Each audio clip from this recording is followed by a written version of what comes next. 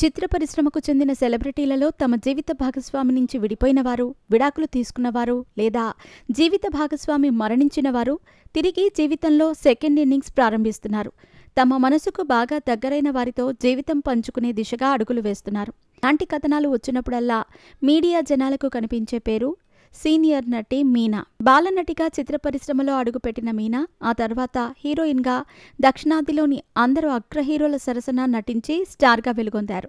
తన నవ్వు, అందంతో అప్పట్లో కుర్రాళ్లకు కలల రాకుమారిగా నిలిచారు. అవకాశాలు తగ్గుతున్న దశలో పెళ్లి చేసుకుని జీవితంలో స్థిరపడిపోయారు మీనా. బెంగళూరుకి చెందిన విద్యాసాగర్ అనే సాఫ్ట్వేర్ ఇంజనీర్ని పెళ్లి చేసుకుని జీవితాన్ని అద్భుతంగా కొనసాగిస్తున్న దశలో కొద్ది నెలల క్రితం ఆమె భర్త కన్నుమూశారు. తనను ఎంతగానో ప్రేమించే భర్త మరణంతో మీనాను బాగా కృంగతీసింది.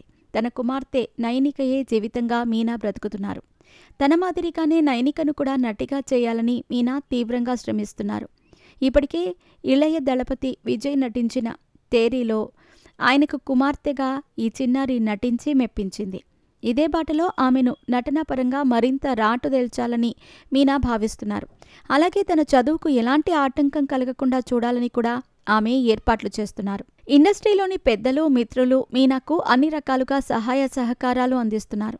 అయితే ఎక్కువ మంది మాత్రం మీనా రెండో పెళ్లి చేసుకుంటే మంచిదని అంటున్నారు. ఒంటరి తల్లి ఎదుర్కొనే ఇబ్బందుల దృష్ట్యా ఆమెను ఒప్పించేందుకు తీవ్రంగా ప్రయత్నిస్తున్నారు. అయితే మీనా ఫలానా హీరోని పెళ్లి చేసుకోబోతున్నట్టు మీడియాలో రకరకాల గాసిప్స్ వైరల్ అవుతున్నాయి. ముఖ్యంగా కోలీవుడ్ స్టార్ హీరో ధనుష్ పేరు ఈ విషయంలో ఎక్కువగా వినిపిస్తోంది. తన భార్య ఐశ్వర్యకు విడాకులిచ్చి ధనుష్ ప్రస్తుతం ఒంటరిగా ఉంటున్నారు. దాంతో మీనాకు, ధనుష్కి కలిపి వార్తలు రాసేస్తున్నారు. ఆ విషయమై మీనా పలుమార్లు ఖండించినా ఈ పుకార్లకు చెక్ పడటం లేదు.